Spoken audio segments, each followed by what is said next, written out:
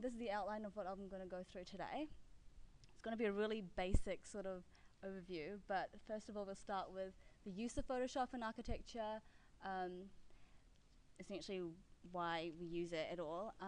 Then we'll go over basic tools, getting familiar with interface, file setups, drawing tools, selection tools. Then we'll go into an example project at its final stages. I'll go over layers, image placing, magic eraser tool, transform, lasso tool, and the basics of saving. And then finally I'll give you some helpful links at the end that will all be posted up on online. We're going to start with the use of Photoshop in architecture. Essentially it's used in post-processing, so that means you take a render from a 3D program such as SketchUp or Rhino if you've used that already, and then you bring that into Photoshop and you make it all pretty. So think about a magazine when they Photoshop celebrities, except this time our model is actually a building. And it's usually used to enhance the mood or the realism of a render using colors, lighting, going from day to light. This is quite hard to imagine without looking at pictures, but we'll go on soon. And then the latest model that we have at the moment is the CC version of 2015, which is available on all the uni computers.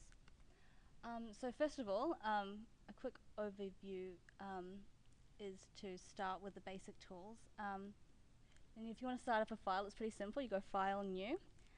But there are a couple of things to think about when you want to set up a new Photoshop file. There's the file name, the canvas size, resolution, color mode, and background. These details will depend on different projects, but usually the rule of thumb follows a print or web outcome, which is here. The print media, you should usually go with 300 for the resolution here.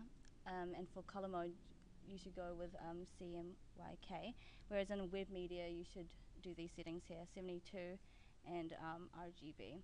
But you can actually convert it while you're on the file as well, so you don't need to stress out too much about that. The canvas size can be changed also once the file is made using the crop tool. So with a new file, we go onto the interface, and the interface is made up of three main areas. A is the control panel and document window.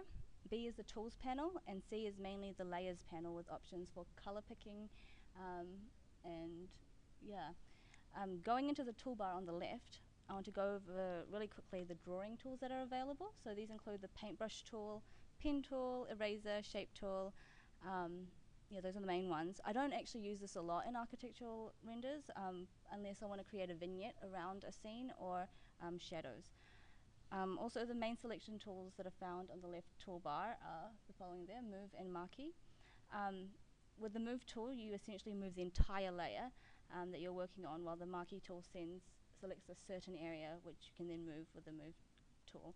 But all these basic tools without context is pretty hard to understand, so we're going to go on to an example render at its final stages. The scene looks pretty good at this stage, but I guess to understand it better, we just want to strip it down to essentially what it was right at the beginning. Most projects in architecture start with a base render such as this. This is an interior render of a model made in Rhino using V-Ray. Over time, we add things like materials, trees, an atmosphere, shadows, and then we add a bit of people. These additions are managed through the layers command. So the first tip of Photoshop essentially is to manage your layers. To do this, you should name your layers by double-clicking on the layer title here, and then you can just type. Layers are great because then you can lock them, you can hide them, and change opacity, and these are all in the eye tool. If you click the eye tool, you can hide them. They're all pretty intuitive. And I reckon, like, be diligent with this right in the beginning, or else you'll really regret it later on. So at this stage, I think that the image is missing just like one little thing. I think it's maybe a person in this area. So to add an image, you just go to Google, just search up kind of the position that you want, or you go to this website here, which is super helpful. I'll send a link, I'll put a link at the end as well, but it's pretty much got images with the transparency in the background. And so to add an image, you want to go into File, Place, and Embed. And then finding your file or image, you simply just copy and paste.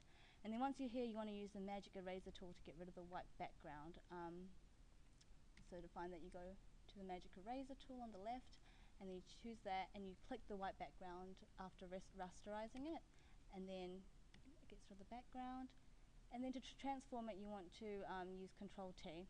And after doing that, you can rotate it, we can resize it, or just right click to choose from the list of transformations, such as like reflection, or flipping them around or something like that.